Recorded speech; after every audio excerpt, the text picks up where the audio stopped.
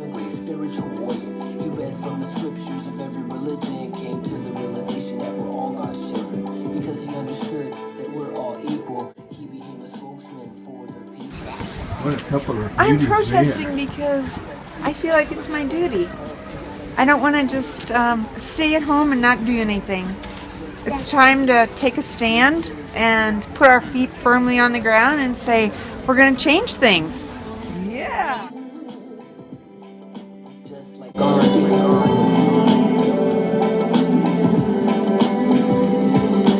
Gandhi dedicated his life to the cause, even when it meant breaking unjust laws. He often faced prison and incarceration, but that only strengthened his determination. He said he would make every sacrifice, but that he would never kill or take a life. He used his heart instead of his fist, and he taught non-violence as the way to resist. A peaceful soldier who used his mind to fight for the rights of humankind, but not just people, animals too. In his basic teaching, God is truth. He joined Muslims, Sikhs, and Hindus, Christians, Buddhists, Jains, and Jews. All the many paths that lead into the light that shines bright inside of me and you. You gotta be the change that you wanna see in the world. I would say Just like Gandhi. Be the change that for me it's important to connect to anybody who's oppressed through the way that I feel oppressed. And for me, primarily, that's from being a woman.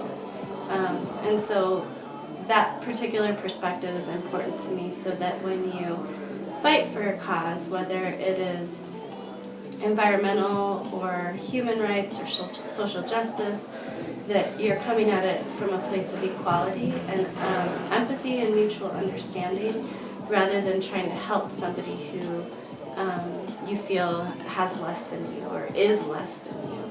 I think it's always important that you're working with people on an even playing field. Yeah. Or the one that's... military realized they were wrong. You know, one of my favorite ones was actually when I was in college, and I went to UC Santa Cruz, and it used to be that they didn't give grades, they only did evaluations. And there came a point while I was in college that they wanted to switch that system to only giving grades and not doing evaluations. And there was a lot of us that felt that that wasn't the kind of education that we wanted. We didn't to know what the teacher thought of our work and our participation, and we wanted more than a grade. We wanted an evaluation. And so we had this huge protest at the college where we basically people on each side, and we all linked arms so that the teachers had to walk through us.